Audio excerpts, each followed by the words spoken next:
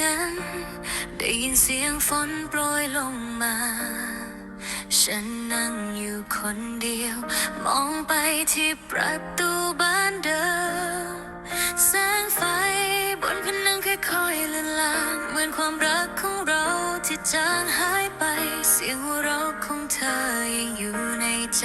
เหมือนหยดฝนที่ตกลงกลางหัวใจฉันเอื้อมมือออกไปหาเธอแต่สัมผัสได้เพียงอากาศที่เย็นชา